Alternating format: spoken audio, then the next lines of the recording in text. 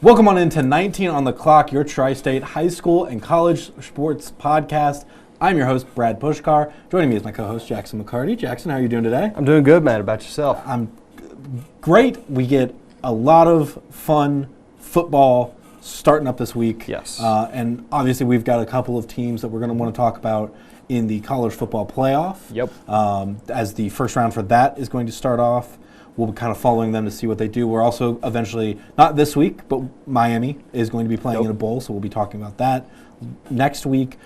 But we also have we're continuing your wonderful segment of let's cover every single high school basketball team. And we have dramatically overhauled it. So basically this week, stick around, make sure to get to probably the back half of this episode. We'll be talking about all your GCL, so the South, the Girls Basketball League, the Coe-Ed teams, and obviously with that, last week we focused more on the players. This week, and I think moving forward we're going to do more of team-oriented, who you need to know, because it allows me to talk a little bit more about a wider range of athletes, give them their credit, but also give you a closer look, I guess, of what will actually need to come into focus as the season moves on. So, yeah, we'll have that, but first, like you said... we'll also have a great... Oh, yeah. We'll have a nice interview with the founder of the Holiday Hardwood Classic, talking about that event coming up on the days 27th and 28th, Friday and Saturday, a week away. So there's still time to get tickets and things like that, and you can figure out if you want to attend it for yourself. But let's start off with kind of the thing that I think a lot of people are going to be watching this weekend, college football playoffs. Yes. So obviously this is the first year that the 12-team playoff system is in place. 4 teams with a first-round bye: Oregon, Georgia, Boise State, and... You said Oregon, Georgia, Boise State, and it's another conference winner. Oh, Arizona State. Arizona there State, you go. Yes, thank you. Because Clemson is the Sorry, Kenny player. Dillingham. I never mean to disrespect you. I was just mixing up which one was in the bye and not. Didn't want to commit. He's liable to call in and scream at us like he did those refs that one time. We'll deal with that. There's a phone. Yeah, there you go. Do we want to pretend? How good is your editing? Do you want to pretend like that's working? What are you doing? There you go. But let's focus on. We've got 2 games or 1 game for each day. That really kind of is going to be affecting viewers in our area at least a little bit. One of those. On Friday night, IU, Notre Dame, 8 p.m., playing in South Bend. Battle for Indiana, as I'll call it. The fighting between the North and the South. That's got to break your heart, doesn't it? Just a little. A little bit, yeah. There's a certain other university in Indiana that you seem to have a little bit of pride towards. Yeah, Ball State. And so obviously IU has been talked a lot online in the sports realm leading up to this game. Yeah, ad nauseum. People are going to, I think, try to diminish that season as much as they can. They still won 11 A ton of games in what we're calling the Big Two as of now, between the SEC and the Big Ten. And it's kind of funny, Brad, because this year's Indiana discourse reminds me a lot of a decade of my life worth of Notre Dame discourse. Yeah, because Notre Dame's always interesting, being independent, but also being in the ACC in a way. In a weird, fake, kind of, sort of. Yeah. Yeah. It's kind of like how the Pac-12 still exists. Yeah. Sort of thing. And obviously Notre Dame, I think, doesn't try to pick terrible teams. They have their rivalry with USC each year. They played teams like Miami and things like that. Great battles against Clemson in the regular season. Not that in the not too distant past. But you also start your season with like a Northern Illinois team, and that's no disrespect to the MAC. Obviously that went well for Northern Illinois, and not for Notre Dame in that sense. But when you try to talk about IU, it's their non-conference was nothing. It's like okay.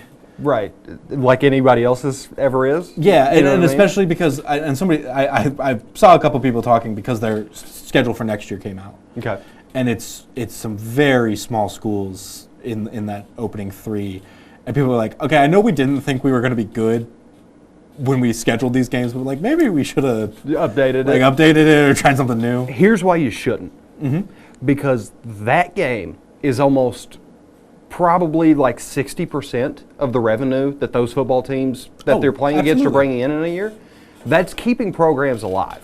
And this whole conference realignment stuff, that is the biggest concern. People can tell you it's NIL, people can tell you it's whatever. The biggest concern is small schools dying because you need all these crazy scheduling ordeals. Yes. That you can't kill off FCS, you can't kill off the small guys just because you want to, make that bracket. But you do see some smaller teams coming up, like Sacramento State. Right. Will be joining the FBS next year and things like that. No, you're absolutely right, and that because those are also the matchups that a lot of those small school fans want to go and see. Right. Is their guys take on Goliath? Yeah. Per se. If I went to the University of Central Arkansas, how often am I going to get to see them play the Hogs? How often am I going to get to see them play Memphis or these area schools? You just don't, and it creates that's what college football is about. If you want to see the closest possible games, you're going to watch the NFL because those are all pro athletes. If you're going to watch for atmosphere and excitement and chaos, that's what college football's for. Yeah, this is where you're at. Team chaos. And you need to embrace the chaos in that sense. But we do have a bigger picture game to scale into here. Well, I like that you're talking about watching for chaos because I do think that that's what this game is going to bring. Yeah. Oh, absolutely. Indiana has been a very good offensive team, whether you want to discount the teams that they've played or not. Even when they went up against Ohio State, and that was their one loss this year, and I'll even add in Michigan to this, where that was the two games where their plays per possession were about like 0.15 or points per possession. Excuse me, 0.15 plays per possession. Points per possession. It's okay. And then it's alliteration. It gets tricky. The rest of the year, it's like 0.4. Okay. Like 0.45. It's like almost half a point per possession. Right. Kind of crazy. Yeah. Or play. Whatever I'm trying to say. I'm following. You get what I'm saying. You got me. But again, that's why they are the second highest offense in the league in estimated points added. Okay. Tying that with a defense that's 17th, putting them at 9th overall. Now, Notre Dame on the other side is a very strong defensive team. Yes. I think that Notre Dame could give Indiana the troubles that they saw with Ohio State, with Michigan, not being able to get things off the ground and moving as early as possible. I mean this in like the best way. There's like two things that could happen here. Okay. One is Notre Dame's defense makes the offensive line unable to do anything. Force Curtis Rourke to make split second decisions with that thumb injury, which we know is healed, but might still be kind of inconsistent. Yes, and that was something that affected him during that Ohio State game, things like that. That I think if he's doing better now, he should be able to do stronger against a matchup like this. But it will come down to that line to keep that pressure off of him. But it also could just be Indiana just whips the ball and is, running down the field, making breakaways, and you're just like, oh, they're just scoring and scoring and scoring and scoring. How are they doing that? So, question. Because we were talking about the schedule discourse a little bit earlier, and I should have asked it a little bit earlier, but what are the strength of schedules between these two?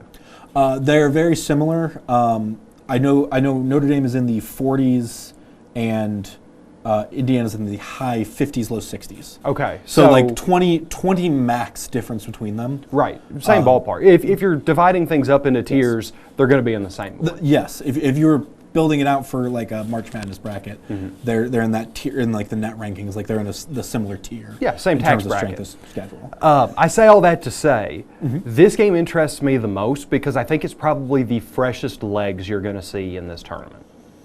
Yeah. I think that's fair. I think this is not to say that these two teams are the peak of the sport or will be champions or anything like that, but I think this is the closest to your true potential that you're going to see as far as just two rosters going up against each other. I think especially in this first round, like who is going to – I think both teams are going to have to kind of lay it out. Yes. Texas probably isn't going to pull every trick out of the book for their game. Similar with like Penn State, I don't think is going to have to push as hard in a game like that. But this, I see Indiana needing to maybe pull out a play that they haven't shown this year. Notre Dame figuring out a defensive formation that maybe hasn't worked as often, but now they need to make it work, things like that. Well, and just to be, transparent, I don't have high hopes for either one of these teams beyond this round. Not that I don't think that they're deserving to be there or are beyond talented teams, but I think Penn State has the easiest route through because they get SMU and then they get do they get Arizona State or do they get Boise State? I think they get Boise, right? I'm going to double check right now. Okay, yeah, here you go. They would get Boise State. But the winner of this team is going up against Georgia. Yes. And that's not inspiring any kind of excitement for me. So this is kind of your two teams that have spent, on Notre Dame's side, a decade or more fighting this whole, we're better than what our strength of schedule says we are. And then Indiana, who's been up that hill all year long. They've been fighting to get into 14 playoffs, let alone the 12. Exactly. So I think that this game is sort of the championship for these two teams. Yes. And that's a good way of putting it, I think. Yeah, and this is ultimate proving ground. Indiana comes out and beats Notre Dame by 10 points, and now all of a sudden, what do you say? Now, I do think, though, saying that, I don't think Notre Dame fans are going to look at it that way. No. I think Notre Dame fans are going to go, well, no, we can match up with Georgia and beat that. And whether or not we think that's true, yes. I do think that Notre Dame would probably put a better fight against Georgia than an IU team would. Yes. Well, and this year's Georgia team is far different. Right. It's far different, and it's far less scary to go up against Georgia. Yes. But it is still Georgia, and it is still scary, and it is still a team that knows what they're doing when we get to these bracket-style situations. So, yeah, this game is the title winner in my head, but I see you've got some of your advanced statistics. So what are the numbers think's going to win this? So right now, the line opened at 7.5 in favor of Notre Dame. 51.5 total points. Okay. I think a lot of these numbers are kind of crazy. Yes. But I will say the total is probably best. I could see that being close. 51.5 feels right. 51.5 feels like, it's 28-21. Notre Dame kicks a field goal to go over. Right. Something like that. So it's like you're getting near that total. Looking at the statistics from College Football Insiders, the Fighting Irish are projected at about 27 points, IU at about 22.89 technically. So it's about a 4.5 point difference. I think putting the line at over a touchdown feels a little bold. Yeah. And I don't really know where it's coming from. Other than it being in South Bend, but it's really not even that much of a road game. I know.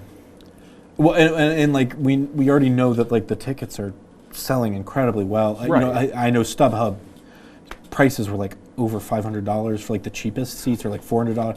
It was an insane amount of money that I would never spend on a football game, to be quite honest with you. Right. Yeah. Well, and live events are becoming not for low and middle class people, but this is not the podcast for that. Sure. Yes. I think we can find a different venue to bring that rant out. Well, I will say there is another game that did have better ticket prices that I do know was closer, and that's Ohio State, Tennessee. You're inside 200 on some of those tickets now. 165 was what we found this morning. We did report it. Over kind of behind the Ohio State student section, it would obviously just be for Buckeyes fans, but I think there was as low as 120. Okay. At one point. Those might all be gone now. But in that vicinity, you're almost down to double digits, which is insane because this is, I don't feel like this is a hot take. This is the best game of the weekend. No, you're right. I would agree with that. I would actually go this IU Notre Dame, Penn State SMU, Texas Clemson. I would swap 3 and 4, but I'm with you the rest of the way home. Yeah. I just think SMU can do something crazy. But looking at, Ohio State, Tennessee are two teams with arguably rabid fan bases in a way. Yeah. I know we got a lot of OSU listeners. Both are very entitled fan bases because of the amount of winning that have gone on in your lifetime. So you've earned being entitled. Yes. But you are still entitled. Yes. And, you know, it's always funny to me because like, it's always weird when I think about, like, the top teams in my head. Because for me growing up, I think of Miami. Yep. I think of Florida. Like the Urban Meyer squad, the Miami team that played Ohio State in the Fiesta Bowl. Now, is this on brand? No, just in like terms of like accomplishment in a way. Okay. And I think then I think of Texas. I think of USC. Bama. I mean, obviously Bama, yeah. especially after the Saban era. LSU a little bit. I never really thought about Tennessee as much, or like respectfully, I never really thought about Georgia either. Yeah. But like when I finally like really dug into things, and I'm like, oh, like these teams have so much winning history. Yes. That like I was just never in SEC culture to really take in. And to make it like real world terms, I guess it's old money. It's Cowboys. Right. They're the Dallas Cowboys of college football. Well, I wouldn't do that, but now you're just trying to poke the buttons. But no, it is that sense of it's not really my generation that's gotten to. I mean, obviously the Georgia fans, this generation is absolutely swimming in it. But the Tennessee fans are not nearly as up to date with their winning standards. No, and I but think they're starting to figure it out. I think there's some Tennessee fans that are still very like, don't look at us. Right. We're scared, and we don't want to do this type thing. Yeah, you can get on Twitter, and as soon as Tennessee goes down to anybody, it's like, oh, this team is awful. We're done. Back to Jeremy Pruitt and doing nothing for decades. And then they swing it back, and they're like, yeah, that's why I said that to them, to spark inspiration. It's like that stupid Chiefs meme. I know what you're, and I know you know what I'm talking about. Where it's like, I can't wait to watch my favorite team play, and then the middle is I hate my life, and then the end is oh nice we won. Yeah, and that's fair. And I cannot stand that the Chiefs fans do it because they always win. Yeah. But Tennessee fans are absolutely a victim of that make and model. And I will say, and one thing with this, obviously Ohio State fans haven't been super happy after the Michigan game. Nor should they have been. I saw something about the athletic director having to put out a note saying, Ohio State fans, please do not sell your Ohio State section tickets to Tennessee fans, which is arguably a little funny. It's absolutely funny. And please do not scalp your tickets to other fans. To the other team. Like give them to Ohio State fans and things like that. Which you shouldn't have to announce. You shouldn't have to announce at all. Yes. That is an unspoken rule of football. But it's also something where the way that you sell tickets now, you can't really keep track of that. Right, unless you're doing it physically. Yes, exactly. And so that's been funny. But it will be in the Horseshoe, 8 p.m. on Saturday. I do think that this is kind of like two really strong defense. These are the number one and number two defenses in a way. Yes. The thing that would lack for Tennessee is that offense. Yes. Nico Yamaleava has not been as consistent as he was sold at the beginning of the year. He's a redshirt freshman, so you're going to have your bumps. Oh, you're growing. He's 19 years old. Yeah. But that said, he doesn't get 2 years of development time before this game kicks off. And you're dealing with the product that you're dealing with. I'm not focusing on Tennessee's passing game near as much as I am. It's almost exclusively going to have to be on Dylan Sampson, the running back. Game, yes, because he has been a stud this year. I don't know that he got talked about enough, mostly because of guys like Genty and Scatabo from Arizona State. But he has been one of the best running backs in the country, arguably doing better on his own than what Ohio State has between those two freaks of nature. And that could be where things kind of start to dissolve for the Buckeyes if we're looking at it. And that's why I do think that Ohio State, I would like to see them play a pass game this game. Yes. I want to see them air the ball out. I want to see them use those wide receivers. As much as Travion and Judkins are both great running backs, I don't try to force it like you did at Michigan. Right. Something's not working right now. There's nothing wrong with that. But if you get your pass game set up, everything else will figure itself out. And I did see Chip Kelly say something along the lines of, we figured out what wasn't working at Michigan. We're not going to make that same mistake at Tennessee in terms of the offense and things like that. Now, whether or not you believe that or not is up to you, the fans, and you, the listener. But, that at least shows some promise of we're addressing what we saw happen. Right. Now, I know we've kind of gone past the surface and we're going more into the numbers, but I do have a more surface level question for you. Hit me. Are we living in a world currently where this is a win-win for Ohio State? Where this is a win-win. And I can explain my thought process a little bit more because if they to. win, they continue on in the college football playoff. Yep, you get kind of justified, and it was a mess up against Michigan and not the death knell. So I think the problem with if you win, you still go up against Oregon. Yeah.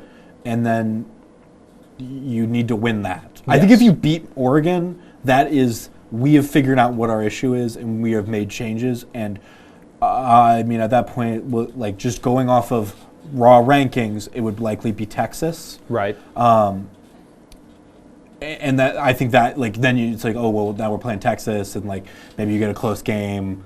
I don't know. I think you need to win the whole thing for fans to actually be like okay with everything. Well, and that's fine, but point standing right now, you have to win today, or you have to win this weekend to keep going. But if you lose, I know the contingent of fans that are arguing for Ryan Day to get gone would be pretty justified, and the university might kind of be forced into making a decision if this game isn't, at least super duper close in that loss, and even still. Yeah.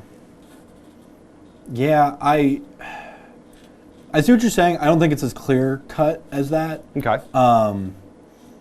I think part of the issue with the way, part of this whole thing is the same thing with like the transfer portal right now, where we're seeing a lot of guys transferring out of teams who are going to bowls, which Marshall had to drop out of a bowl game because of that.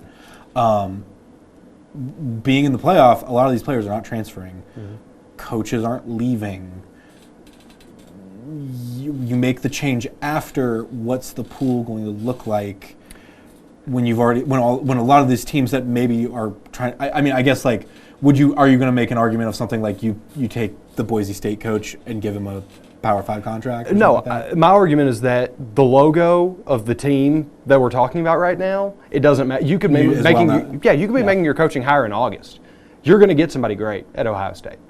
That's fair. I mean, like, it really doesn't matter, especially, like, I know Urban's probably not the number one dude, but, like, he is floating out there, and he would do a year. And he could probably do recruiting in the offseason, things like that. Yeah, exactly. I think you have a good point.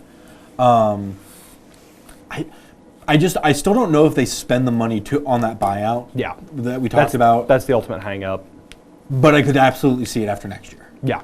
Or I think an embarrassing loss here. Yes, you have drop to him and kind of you have to go Jimbo style and just say we've run our course here. Or part of it is see what season ticket prices or season ticket sales are like. Yeah.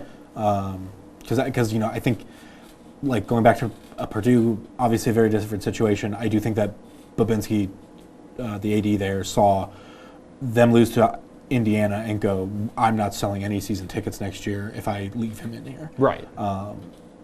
And so that that's kind of that decision. So yeah. Sorry, we can go back to the numbers here. No, you're fine. And Ohio State is favored, 7.5 points. That is the lowest spread for all of the games. Is 7.5 points. It's those two games we just covered. Penn State, SMU opened at 8.5, and Texas, Clemson was like 11.5 or 12.5 in favor of Texas. Okay. And so I don't think that any of these games are. I don't want to say any of these games. I think a lot of these games are going to be closer than all of those. Those lines come out to be. Ohio State, Tennessee projected at 46.5 points for Vegas. Looking at what College Football Insider's lists, looking at all those advanced statistics, kind of compiling it together, 23.38 points for Ohio State, 17.53 for Tennessee. I don't think... So about a 6-point difference. Yes. I actually think that feels too low. Like if you told me that the game ends and Ohio State's at 24 and Tennessee's at 17, I'd be like, really? Right. But I think it's really taking into account both of these defenses and just how those offenses match up to them. Ohio State does match up better against this Tennessee defense than I think the Tennessee offense does to Ohio State's defense. I'd agree, especially with that Buckeyes front seven. I mean, that's if you're going to be a team primarily based in the run game, and you've got to go against guys like JT Tuimoloau and Sawyer, and that's a hard path to walk. Yes. So, again, 8 p.m., both these games, 8 p.m., Friday and Saturday. I'm sure we'll be following that a little bit more as we go along. Absolutely. But really, again, that's the closest to local bowls that we have this week. Like I said, we'll continue again next week with Christmas time. But let's talk about high school basketball. Yeah, let's do it. Let's bring it back. We started last week with the Greater Miami Conference and the Eastern Cincinnati Conference. Yes. Let's talk about the GCL a good bit today. Yeah, and the GCL is so widespread because you've got the South, which is obviously just the guys. We've got the girls' conference, self-explanatory, and then we got both sides of the GCL Coe-Ed. We're actually going to start with the girls' GCL conference. Yes. Because there is a potential state championship winner in our midst here. Okay. I've got big hopes, and if you guys follow along or have a kid in the girls' GCL, you know exactly who I'm talking about. But before we jump into any of it, let's do a quick recap from last year. Kaylee Bransford for Mount Notre Dame won Athlete of the Year. Mount Notre Dame had the best record at 24-4. They also had the deepest playoff run, losing to Springboro in the regional finals. Okay. So can you guess who the team is that I'm going to be focusing on first? Is it Mount Notre Dame? It is indeed. Whenever you have the player of the conference returning for their senior year, automatically going to have to make the list. Going to be hard pressed. And there's one that almost didn't. Okay. Just as a little teaser, there is a team that had an Athlete of the Year last year, returning this year, that almost did not make my list. They're number 3 on that one, but we'll get there when we get there. But we'll start, like I said, with the Cougars. They dominated their conference last year. They're already 6-1 this year. They're just so hard to get anything done against because they're going to put up, I think they're averaging like almost 60 points per game. They're only allowing like 45. That's good defense. Right, and in 7 games, like to have a 12-point differential in basketball in 7 games is absurd to me. And then, I've already obviously mentioned Bransford, but they're returning 2 all-conference first-teamers. And then they had a freshman honorable mention as well, who's working into that role. And to be perfectly honest, probably could have made an all-conference team, but, you have some juniors and some seniors that you want to make sure get those accolades before they go. Sure thing. So let's look at how Bransford's doing so far this year. She's beyond capable of giving you 20 or more a night. And she's going to check a lot of boxes for this team throughout the year. Almost 5 assists, a little over 4 rebounds, over 2 steals a game. She leads the team in whatever aspect they need her to. And she is going to be paramount to that possible title run that I was talking about. Let me ask you something real quick. Just out of curiosity, how much women's college or even WNBA do you follow and watch? Not just a ton, more college than anything else. But I also don't really watch the NBA. That pro level is just not really for me. Because I was going to try and make a little connection to a very famous player right now. Okay. Does she feel like a Paige Beckers type of player that does that all-around thing a little bit more? A little bit. I feel like Paige does have a touch more of like that takeover gene. I think you're going to see Bransford spread it out a little bit more across the game, and less so in that I'm going to lock in for these next 7 minutes and bring you 12 points. So the next time I'm off the court, we have a 15-point lead to work with. I think she's going to chip at it a little bit more and less of like that volume style. She wants to set up her teamemates to exactly, which is where those assist totals come in. She's near the top of the conference, in being a playmaker and a distributor. And fortunately, she's got a couple great teammates to help out. Mia Veith, I hope I'm saying that right. Please tell me I'm wrong if I am. She's actually leading the team in points per game right now. If I may, I would read that as Veith. Veith? Okay. I will. I'll go for it, dude. Whenever I was doing these notes, I spent an extra 5 minutes going, Veith. Veith? Veith. Veith. And definitely not the third one, but yeah. Well, Veith just, I don't know. It was worth a shot. Just cover all the bases. Yeah. Exactly. She's leading the team in points per game, and she's a more consistent scorer. Okay. Kaylee she's going to have some of those off nights where maybe she's only bringing in 8 to 10 because she's helping more out with the rebounds and the assisting and whatnot. You're going to rely a little bit more on Mia to be your constant bucket, but she's still plenty active in getting boards, poking it loose. So, she's not a one-dimensional player. She's playing her role how she needs to and more or less taking over when the team needs to. Okay. And like I said, she's just a junior. And then senior Grace Pitzer, she's another bucket, 43.5 from three-point range right now, averaging some pretty good steal numbers, but she's already got 2 games of 6 steals, which love to see that. Yeah. That steals are my favorite stat. I don't know that I've ever been able to explain why, but I think there's something about it that tells me about the effort level of the player. That they're getting in there, they're trying to make a play on the ball. Right, they're not just standing behind the three-point line and waiting for you to dribble up to them. They're getting in there, they're getting active, and they're gonna eventually succeed and poke that loose. Sure. So Grace Pitzer as well, and then I wanted to do some quick shout-outs, Reese Hackney and Bella Veith as well. Okay. I believe Mia's younger sister. Okay. So yeah.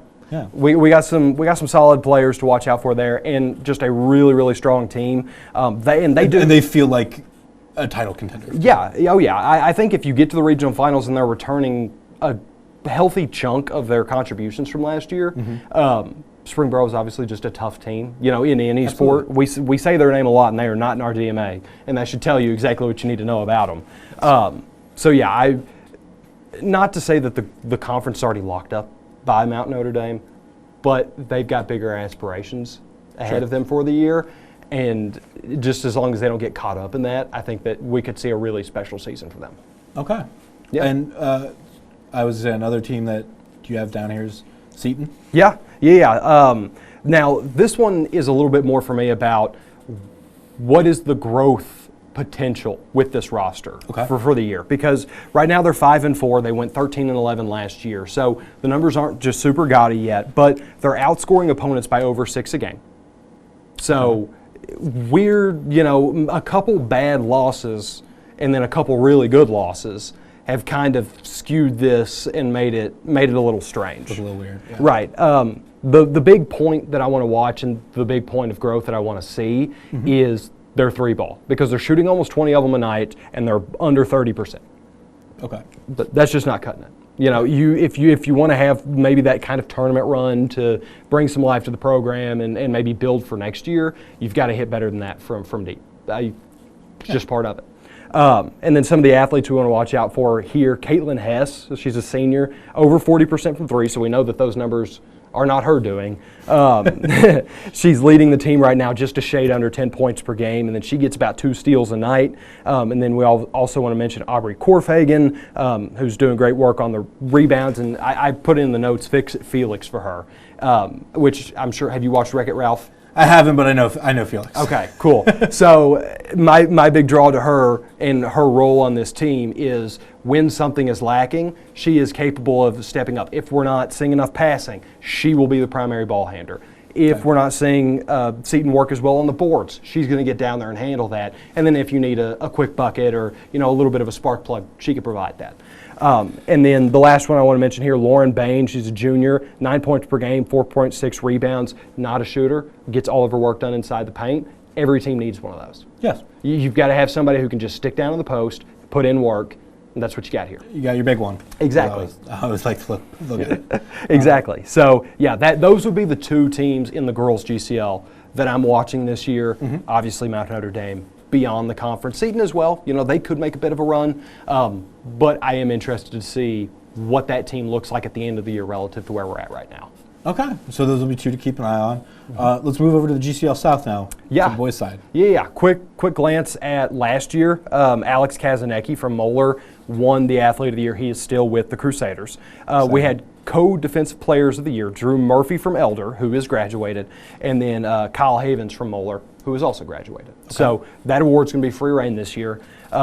Moeller had the best record, 26-2, lost in the regional finals to Centerville, and then Elder lost to Moeller 1 round prior.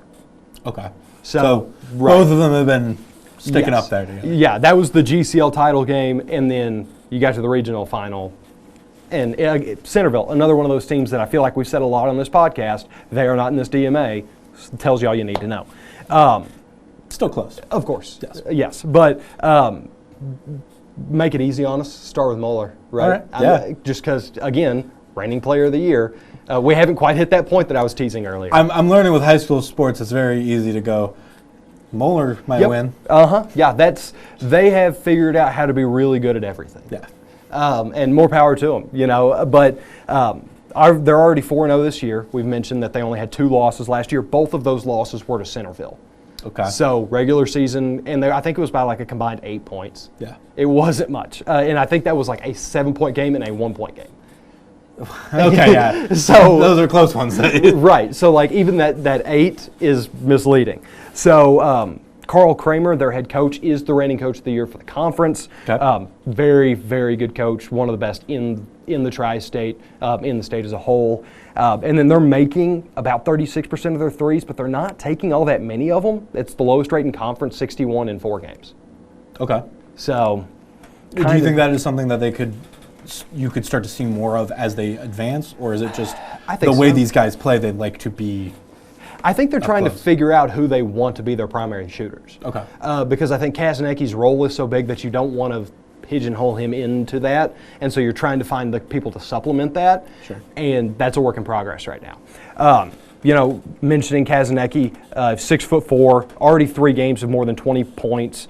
Defensive menace, listen to these numbers. I said I like steals. 3.3 steals a game, 2.3 blocks a game.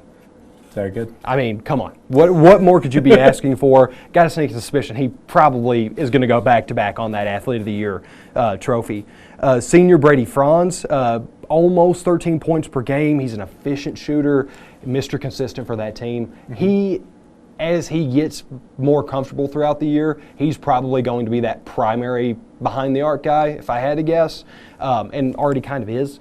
But I think it is still finding a little bit of rhythm with him, even though he has been pretty consistent to start. Okay.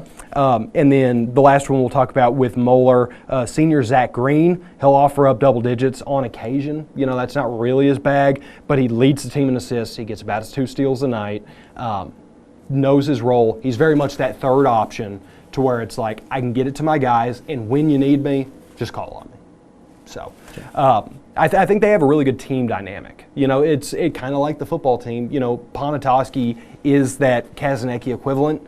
And then all the other guys, while they're incredibly talented on their own, are more focused on, all right, what do I need to do on this play to make my team better, less so on their personal stats.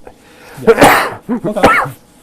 So, and then we will worry about number 2 last. Okay. So, because I want to kind of jump around here. So the next one we'll do is St. X, because they have been on fire this year, already off to a 6-0 start. Which I personally, if you'd asked me who'd had the best start in the GCL South at the beginning of the year, I wouldn't have said St. X. They're doing a lot to impress me early on, including just overall having about 40 points per game allowed, 39.7. You win games usually when you get them down to that. Yeah, that's smothering level. They went 16-7 last year. I'm not real sure I mentioned that. But the point of concern for me here is losing Andrew Lieber, their senior. Mm-hmm. He was a very valuable player for them last year. And then just because I've already been talking about 3-point numbers, they're putting up about 20.5 threes a game, making 33.5%. So room for improvement.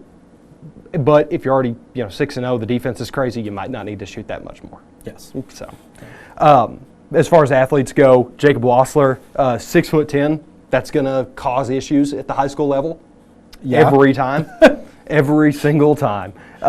He, on top of that, he is a literal giant, and he's shooting more than 40% from behind the arc.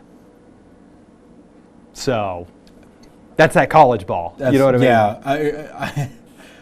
Obviously, as we mentioned, I'm a Purdue fan. Yes. The team where we breed guys over 7 foot and put them in a lab and let them out when they're 18 to come and join the team. No, you let them out when they're 22 because they sit there in your program. Actually, that's true because like AJ Hammond really picked up when he was in junior. Same with Isaac Haas, all those guys. Yeah. So, but yeah, I mean, to have a big man arguably a center at that point. Right. Shooting from behind the line, like with that kind of consistency, is a little unheard of. But. Right. I think the only reason he's not a forward or a center is just because he's for recruitment purposes. Yeah. You know what I mean? It's not because he's not the center of this team. Oh yeah, and I think most most teams are playing not a traditional center.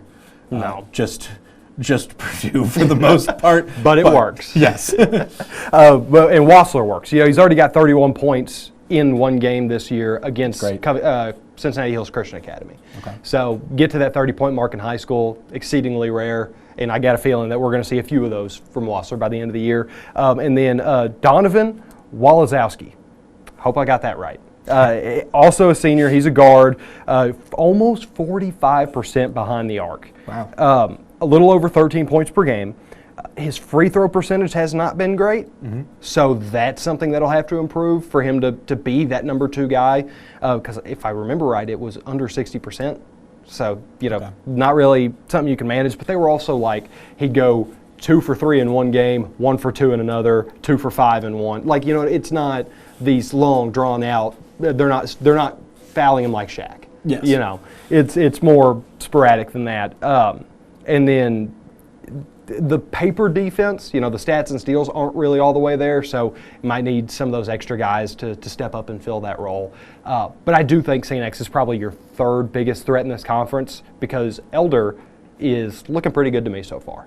Yeah? Yeah. What do you like most about Elder? So I actually had the pleasure of being at their game against Connor on Friday. The offense, to answer your question.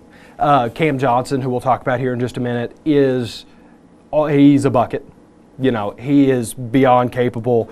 Or Cam Williams, sorry. Did I say Cam Johnson? Yes, you did. Sorry. Cam Williams. He is a bucket. He's going to be in control of that team. I think he can cause problems for anybody on the schedule at any point in time. And overall, I'm a little scared of their defense. So you're going to have to lean in on guys like that. Yeah. But what I'm talking about here, they're allowing 51.3 a night. That's their highest total was allowed 66 to Western Hills.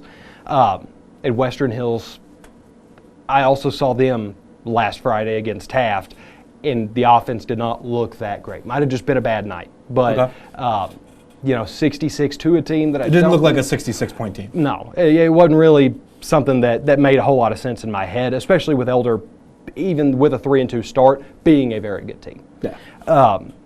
Like I said, the Connor game did look good. Cold start from behind the arc. They're at 20.8% as a team, which is, that's a little tough. But talking about these athletes, Cam Williams already kind of started breaking in on that. 15 points per game. He's a good playmaker. He's not just a scorer there. And he's going to warm up as the season goes on. I think he hasn't quite had those high totals that we've expected from him yet, but they're coming. And you can see it in how he approaches the game and his shot. And when you're watching him, you're like, I expect this kid to have 20 tonight.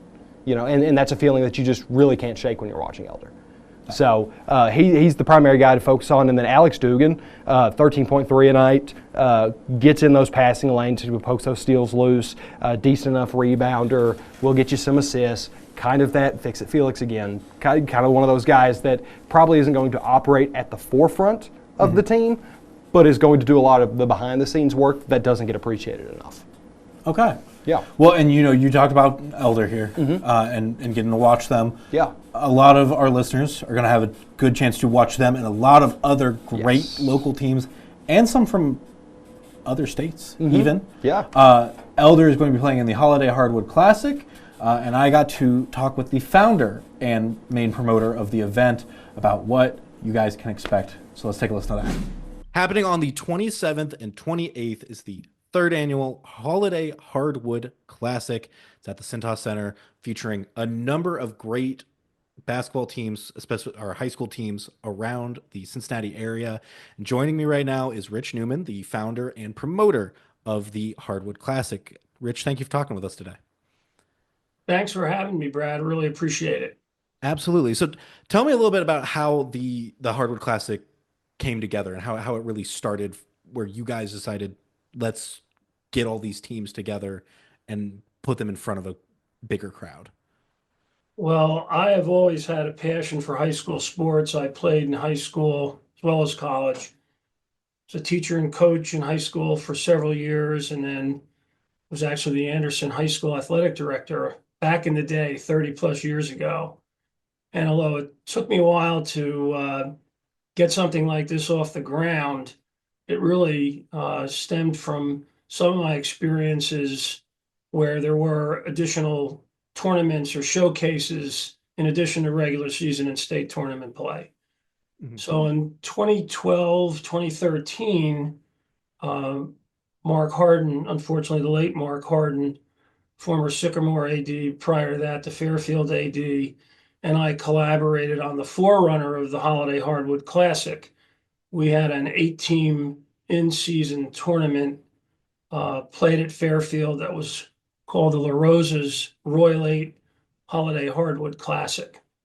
And we ran that for 2 years, took a hiatus, and I've had a relationship with Xavier University for my entire time here in Cincinnati, nearly 40 years. And Greg Christopher, the AD, and I were meeting on a couple other unrelated subjects. And Greg had a frame of reference on that event at Fairfield a few years before and asked if I'd be interested in promoting and working with them and the Cintas Center on a new high school basketball event. We started those conversations in late 2019, and everybody has not forgotten what happened in early 2020. So COVID shut us down, boom. But we rekindled the conversation a few years ago, and we had our inaugural event in 22. Last year was the second year, and this, of course, now is the third annual. So that's the history and the germination of the idea. And how has it grown, since that event in 2022 and to last year and now to this year? What changes are we going to be seeing, and how is it? I guess how has it grown in that time? Well, first of all, I've got to thank our sponsors for all the obvious reasons. Without them, this would not happen.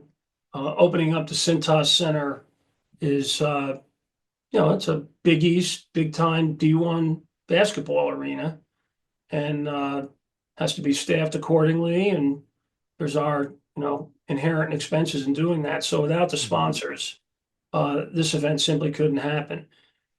Beacon Sports Medicine, Beacon Orthopedics and Sports Medicine, and TriHealth are our title sponsors.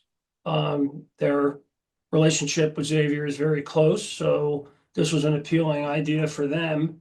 And then when I get to the presenting sponsors, everybody will recognize them immediately with respect to high school sports and Cincinnati sports in general, but Skyline, La Rosa's, and Home City Ice. Mhm. And then our media partners, starting with Fox 19, have been awesome. Jen Reefer and her staff have been just wonderful to work with and have done an awful lot of great things for us promotionally.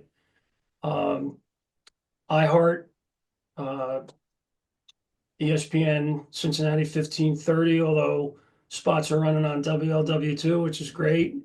And then the Cincinnati Enquirer, who has us up on their digital platform now and will run right through the event. When we started it, going back to 2013 and 14, we only had 8 teams. The first year of this, we again had 8 teams playing 16 games over 2 days. Last year, we went to 22 teams and 11 games over the 2 days, but bifurcated it one day between Christmas and New Year's and 1 year on Martin Luther King weekend. And the reason I did that was because some of the higher profile schools go out of town between Christmas and New Year's and play in out of state events. So I wanted to have the opportunity to include them on Martin Luther King weekend.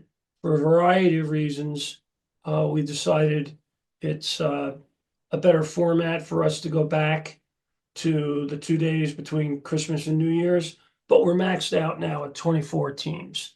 And there's probably another dozen teams that were anxious to be part of it. And it's a first-class event and it starts with the facility, but the Xavier staff does a great job with the building, and me and my team have done a few of these things, so it's not our first rodeo, and we think we pride ourselves on it being really, really top notch. And you talked about playing in the Cintas Center, playing in a Big East college arena like that. Obviously, there's a lot of great athletes in Cincinnati playing high school basketball that are going to go on and play in college arenas across the country. But for a lot, this is where their career, may come to an end is in high school. What kind of a difference does it make to those students to get that experience, to get to play in a place like the Cintas Center? That's a great question, Brad, and it really goes to the heart of why Greg and I wanted to do this and hope that it becomes, and we're confident it will become, an evergreen event for a long time. You're absolutely right. I mean, very few high school athletes go on to play any level of college sports, let alone D1 level. And the opportunity for the coaches, primarily the players, but also the fans of the teams and the parents and the grandparents, to get to see their sons and daughters and grandsons and granddaughters play in this facility and atmosphere is very, very unique and very, very special. And some of the teams that wind up usually making a deep run in the state tournament like to play in the building before the districts and regionals start, so they get a familiarity with the court, which is important to them. But I will capsulize my answer by telling you this. And I saw Jerome yesterday. Jerome Nelson is now the Fairfield girls coach. Last year, he was the Mount Healthy boys coach. And besides being a fine coach, Jerome is a real gentleman and a great guy. And after the event, he emailed me and thanked me so much for including them. And his comment was, my players would never in their wildest dreams have ever anticipated playing in something like this. And it showed them that there's a whole big world out there that they can aspire to do things at a higher level. And that is really, when you distill it down to its simplest form, that's what we're really trying to do here. It's for the experience. And that's something that you can't recreate for No. anyone really. Let's talk a little bit about the teams. Just to go over the game schedule real quick. On Friday, it's Mount Notre Dame versus Bellbrook. The girls teams playing. Sycamore versus Harrison. Milford versus LaSalle. Taft versus Withrow. Wyoming versus Marymount. Ryle versus Summit Country Day. And then on Saturday, Princeton versus Lakota East girls. Princeton versus Indianapolis Cathedral. Anderson versus Mount Healthy. Turpin versus Ross. Seton versus Fairfield girls, and then Elder versus Fairfield to wrap things all up on Saturday at 8:45. And so there's a lot of, that's a lot of great basketball that you can get just going to these games. If a fan of basketball is, or even a parent, I guess I should say, of, say a Milford parent who it goes, well, we'll go on Friday, but we don't want to just stick for the one game. They've so many other games to see. Who are some players or teams that you're looking out for this year, just wanting to see how they compete in this tournament and then carry on into the season? Well, this is one where I'm going to have to refer to some of my notes. Absolutely. But one of the things we've always wanted to do is to include one or two teams, either from the Dayton area or the Indianapolis or the Louisville area. and we've been able to do that. So this year is the first time that Indianapolis Cathedral is going to play against Princeton.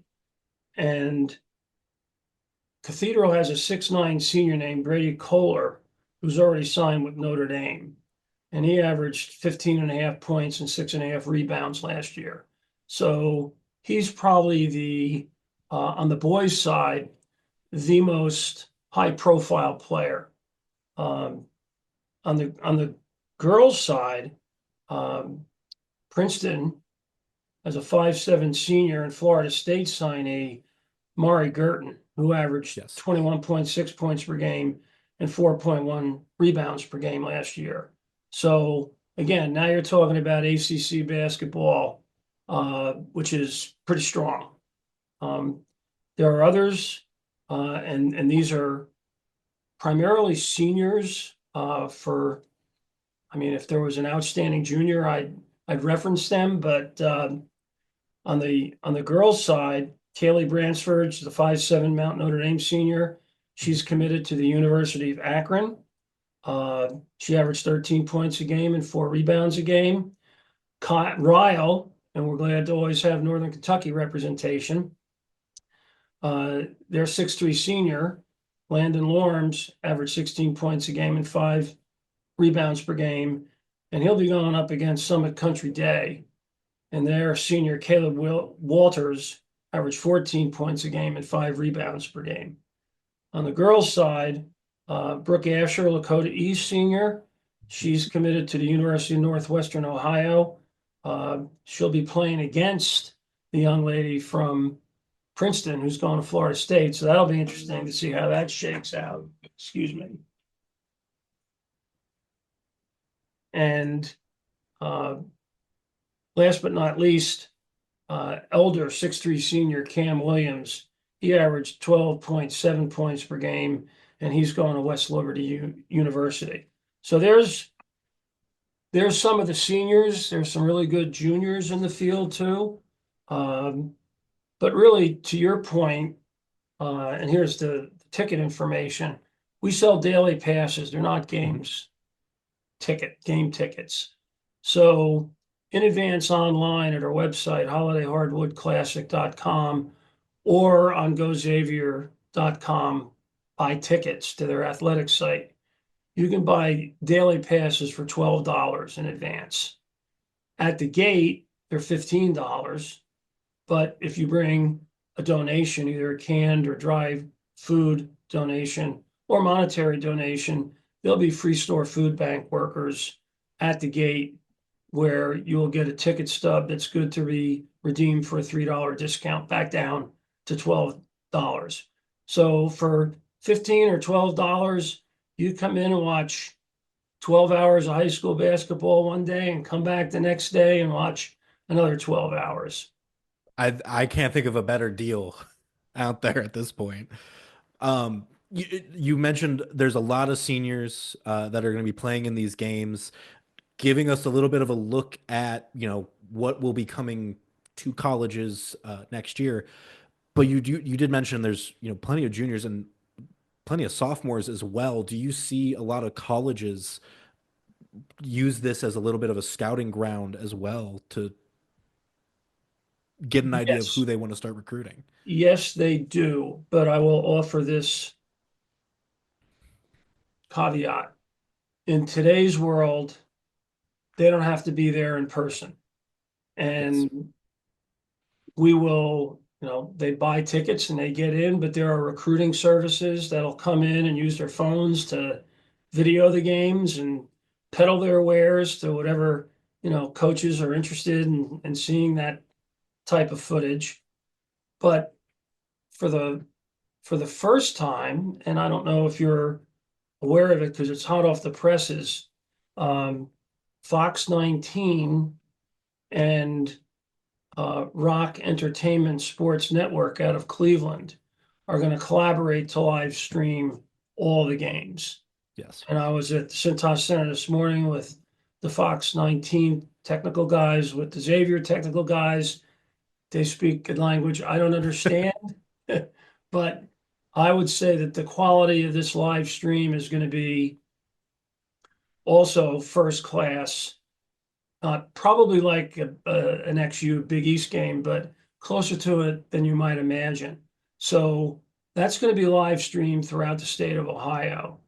And I don't have all the information yet in terms of how people can log on and watch, but I'm sure there will be college coaches again to answer your question and recruiting services that are going to pick up that live stream and figure out who they may want to pursue. And especially because you get matchups like Princeton versus Indianapolis Cathedral, who may not, you may never see the players, cross paths otherwise. Um, that is a chance for someone to break out by, shutting down that big star that Sure, you mentioned from Cathedral and things like that. sure. But I will say, as you mentioned the live stream, I know a little bit about the technical side of things because I work closely with our technical guys. And yes, it is everything that they're putting into it is making it sound like it is going to be a fantastic live stream and definitely one that if you can't make it out to the Cintas Center, you can watch it from home and still have a great time. Right. And there's a benefit not only for the purposes you and I just talked about, but the sponsors will get inventory and they'll have to, Mhm. have the ability to run their spots. And, there's probably not a lot of people that are going to come down from Cleveland or Toledo or Columbus necessarily, but it'll still be a lot of eyeballs on these kids playing and on the Cintas Center. And frankly, that's one of the things that Greg and Brian Hicks and Scott Muller from Xavier have really wanted to do, and that's showcase not only the high school basketball, but showcase Xavier in the Cintas Center. And you mentioned people watching from Cleveland or Toledo. In the future, it could be teams coming down from Cleveland or Toledo or Columbus or wherever. Yes, Um, absolutely. And we've had requests from teams as far away as Pittsburgh. oh wow. Now, that's a balancing act. Um, we did not want to turn this into an event where it was driven by high profile out of the area teams around the country. There are enough of those showcases going on, Mhm. and frankly, the budget for those types of events is a lot different than what ours is. We're very happy with what we have at this point grown to, and I think this is what's going to be the format moving forward. In fact, we've already talked about making it always the 27th and 28th every year. That, of course, is always subject to the Big East and Xavier's men's and women's schedules.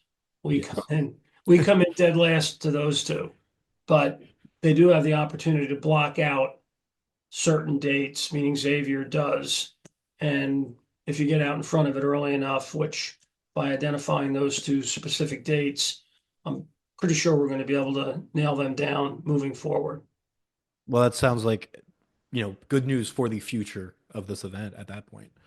Um, I think at this point, we've covered just about everything that I was going to ask you. Is there anything else that you want to mention about the event, about these athletes that I haven't been able to ask you so far?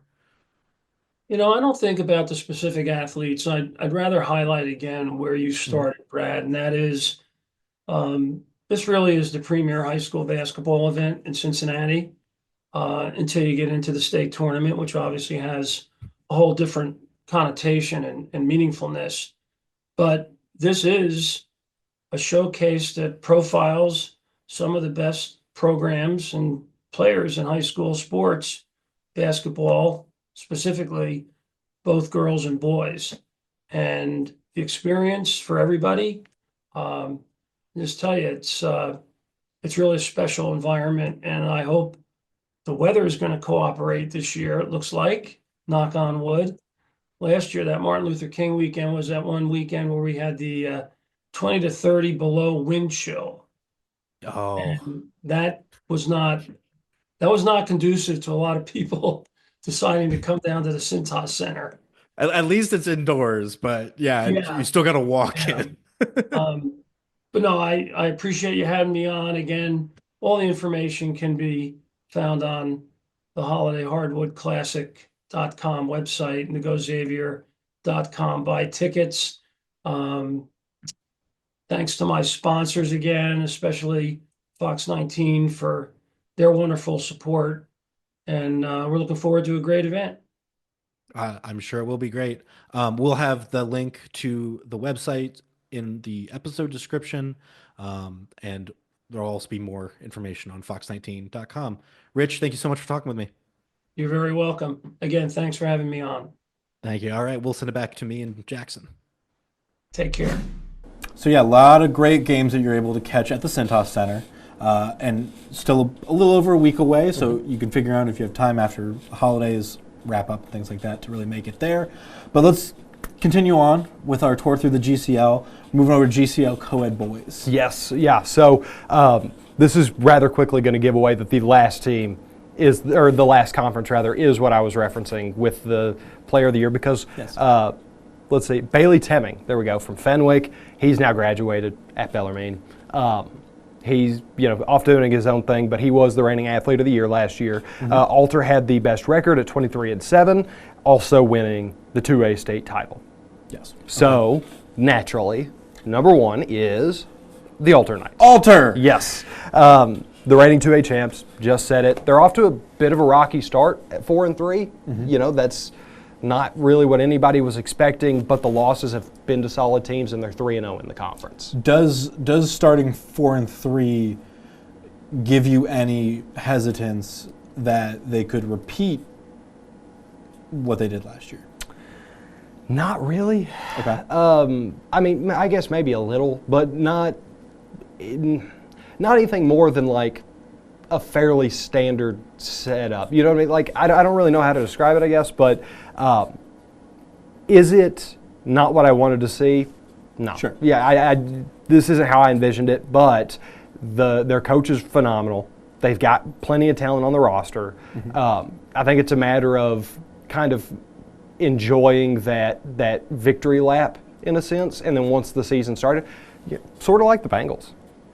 The Bengals have had plenty of great years, and then they come back out and start cold. Yeah. It happens. You can work through it. It's not fun, but sometimes that's what kind of that fire that you need underneath the team to get things moving how they're supposed to. Sure. But overall, that 4-3, like we mentioned, they're averaging almost 65 points per game. Okay. So over 41% from behind the arc. So the numbers are there. They're doing good. Almost 55 points per game allowed, though. Probably has to come down a little bit, but still, that's a 9-point differential for only being 4-3. Yeah. Like, those numbers don't lie, and that distance will start to show itself as we progress through this schedule. Yes. Senior guard R.J. Greer is going to be the guy I'm focusing on here. Led in points per game last year's run. He's already had 27 against Chaminade Julienne, 26 against Fenwick. Gets active on defense. He can distribute. Obviously, you can tell by those numbers that he is a bucket. He is the focal point and probably the biggest reason why I think this team can get back to where they were. Okay. Such a pivotal part. I know Bailey Temming was very good. I think R.J. Greer had a very real conversation to be player of the year in the conference last year. He probably will win that award this year and kind of right those wrongs. Filling out behind him, we've got Brady Connor. He's a consistent shooter, 40% from three. He's going to get you over 4 boards a night, bat a steal, and a block a game.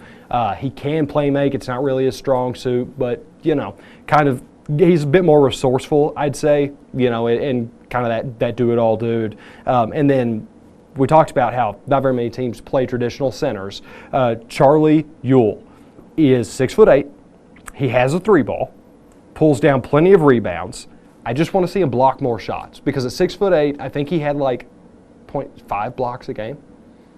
And it's like you are significantly larger than everyone else. Yeah. That's kind of and you're willing to play out on the arc, because you're shooting it on that side. So you gotta do both sides there. So you're prepared to defend it. Right. So if that kind of comes along, that might be one of those missing pieces to fixing the issue and getting everything back where it needs to be. Okay. Yeah. I would say, and you're number 2. I'll go ahead and spoil it. Yeah. Baden Rams. Yes, and I have not gotten to see them yet this year, but I will be going there Friday. So we also lost a set of keys at Baden. Oh, that's fun. Yeah. They're 4-1 to start the year. They finished 16-11 last year. But they had a pretty decent playoff run to the regional semis. So this season for me is mostly a focus of, are you the team that you were at the end of the year, or is it still carried over momentum that might eventually wear off? Okay. You know, because I think there's a lot of growth that's happened with this roster, especially from a run like that. And I think that there's been a lot of learning lessons throughout the year for this team to continue growing. I need to see more proof. I need to get to game 20 and see where we're at here. Their defense has been the focal point. They're allowing 37.8 points per game. Not that great behind the arc, just a shade under 27%, and shooting almost 17 of them a game.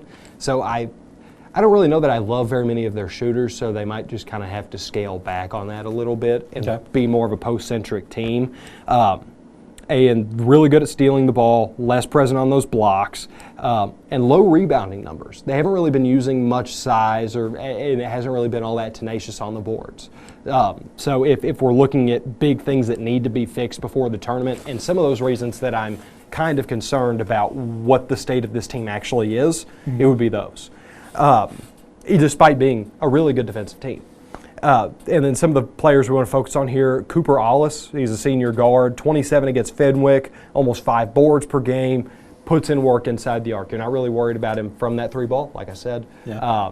More or less just get him in that post, make him work. And then junior guard Carson Lowe, I think he's obviously growing. I think he's going to be pivotal to next season, and I think he's obviously going to have a big role to play this year. Shooting well from 3, but on low volume, consistent 12-ish a night, good defender.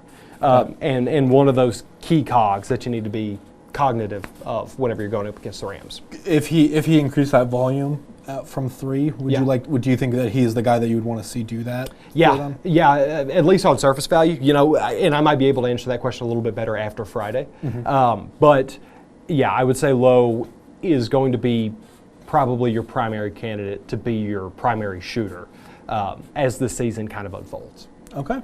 Yeah. Well, let's go ahead and wrap it up then with the GCL Coe-Ed girls. Yeah. Season in review. You guys know the deal at this time. Maddie Moody, Alter, back for her senior year. Okay. Player of the year. Best record, Alter, 25-3, but well, you know almost everyone besides Maddie. Yeah. And then so I believe it's 4 of their top 6 point scorers last year have graduated. Okay. One of those 2 that has remained has not played yet this year. Okay. So we'll worry about that when we get there. But and then obviously they also had a really good playoff run. They lost in the regional finals. So it's a big change. Now a team that we have not mentioned in any of those is my number 1 in this conference this year. Okay. Chaminade Julienne, the Eagles. They are 7-0 so far. 16-7 last year, allowing just 36.6 points per game. Stifling. 2 one-score games so far. That is it. Or not one-score games, single-digit games, I believe. Holding them to single digits. Wow. Okay. No. Like the difference. Yes. Okay. Yeah. No, there's not like 8-point games. Yeah. I was like, wow, they held them to like 9 points. That's crazy. We're not looking at like a 58-7 game. It's like I think they've only had 2 games where it was closer than 10 points. Okay. We're back on planet Earth now. Bringing me back down. All right.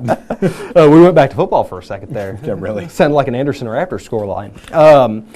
Some of those players that we're keeping eyes on here, Janae Kane, I believe I'm saying that right, 15 points per game, over 50% behind the arc. So insane, consistent bucket, and her primary lane is scoring. She's not just a super high assist totals. She's not really getting a whole lot of boards. She is who you have to game plan around whenever they're on offense, though. Yeah. You've got Brooke Haywood, who's got a little bit over 4 points per game, almost 9 rebounds. She's not really a shooter either, but you have that traditional big and filling that role commensurately. And then Maggie Bush, she is a boomer bust shooter, almost 3 steals a game, key playmaker. So even whenever that shot's not quite there, she's going to play into that role, and she can still fill up and help out when needed. Okay. Yeah. And we'll go to this next one, still not Alter. Yeah. I'm picking Carroll, which I am a little concerned, I will say, because I do think Carroll and Alter you could flip back and forth, especially. It's number twos. Right, yeah, well, and especially once Deshae Shepard comes back, that could be a game changer for Alter. But we're talking the Patriots right now. Yeah. Don't get me distracted on Alter. I don't want to talk Alter yet. They're, like I said, they're 5-2. They've got losses to Milford and then Chaminade Julienne, who we've already talked about. Yes. And then they're winning despite having the lowest points per game and 3 points per game in conference. Interesting. Yeah. It's not a shooting clinic. It's a lot of defense and it's plenty of close games. Okay. Which is, kind of why whenever we get that full strength Alter, I do think could be some chaos there. Right. Kiera Healy is the primary player I want to watch here. She's leading the team in points per game. This has been a noticeable issue for the team so far. She is 6 for 32 from 3 right now. Okay. So not good. Right, but she's got the confidence to take the shots. And I do think it'll work its way into form, but at a certain point there has to be a line where you figure that out in the practice gym and less so during the game. Yes. So that's a big one that you got to watch. But on the other side of stuff, 6.4 rebounds a night, 3 steals a game. Like, she is still very much leading the team and taking control of the situation. It's just not with that 3 ball. And then you got Mara Petrovic. She has good scoring nights, but it's not really her forte or go-to. Super active on boards. The steals total is absurd, 4.4 a game, and then 3.4 assists a night. Kind of filling in everything around the shoot. Your defensive favorite. Yes. You like that? You like those steals? Yeah, and that's why I don't watch the NBA.